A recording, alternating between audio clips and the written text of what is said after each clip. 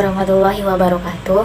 Saya Reni Marlina dari Prodi Tadris Bahasa Indonesia semester 2. Di sini saya akan menjelaskan genre sastra atau teori sastra, yaitu teori genre adalah sesuatu prinsip keteraturan sastra. Sejarah sastra diklarifikasikan tidak berdasarkan waktu atau tempat, tapi berdasarkan struktur atau susunan sastra tersebut. Nah, di sini Aristoteles dan Horace memberikan dasar klasik untuk mengembangkan teori genre. Dari mereka kita mendapat pergolongan dua jenis, yaitu tragedi dan epik. Tapi paling tidak si Aristoteles ini juga sadar akan adanya perbedaan mendasar lainnya, antara lain yaitu drama, epik, dan lirik. Ada beberapa penelitian yang berusaha mencari sifat dasar ketiga jenis ini dengan cara membuat perbedaan dimensi, waktu, morfologi linguistik. Kemudian mereka membagikan tiga jenis puisi, yaitu puisi heroik atau epik, dan puisi tragedi, dan puisi komedi. E.S. Dallas, seorang kritikus Inggris berbakat yang mengenal pemikiran Childers dan kolega, membuat tiga pengelompokan puisi, antara lain yaitu puisi drama, puisi cerita, dan puisi lagu. Menurut Erskine, lirik mengekspresikan bentuk waktu sekarang, drama mengekspresikan bentuk waktu lampau, dan epik mengekspresikan waktu yang akan datang. Salah seorang kecanggungan teori semacam itulah kenyataan bahwa dalam zaman kita sekarang Rama mempunyai dasar yang berbeda dari epik, yaitu fiksi atau novel dan lirik. Salinger bahkan menganggap epik sebagai genre paling tinggi karena mengandung berbagai unsur jenis lainnya. Pada abad ke-17 dan ke-18 adalah abad yang menganggap genre itu benar-benar serius, dan para penelitian menganggap genre itu benar-benar nyata.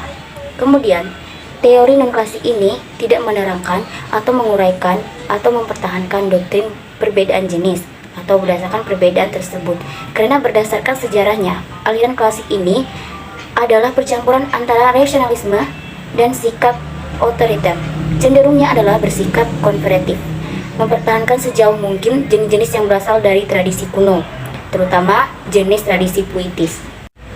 Genre harus dilihat sebagai pengelompokan karya sastra yang secara teoritis didasarkan pada bentuk luar, yaitu matra atau struktur tertentu, dan pada bentuk dalam, yaitu sikap, nada, tujuan, dan yang lebih kasar, isi dan khayalan pembaca.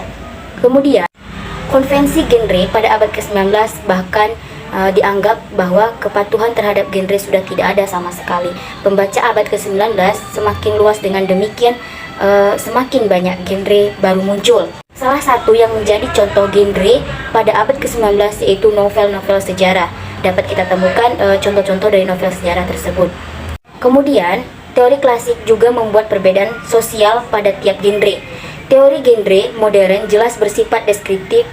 Teori itu tidak membatasi jumlah kemungkinan jenis sastra yang ada dan tidak menentukan aturan-aturan untuk diikuti pengarang.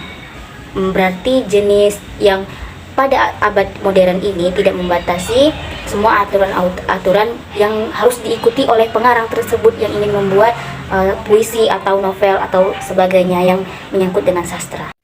Kemudian, salah satu nilai yang jelas dari pendekatan genre adalah kenyataan bahwa pendekatan itu memperhatikan perkembangan internal sastra. Nah, dari kesimpulannya adalah antara lain bahwa sejarah Prancis dan khotbah pada abad ke-17 berkembang menjadi puisi lirik pada abad ke-19.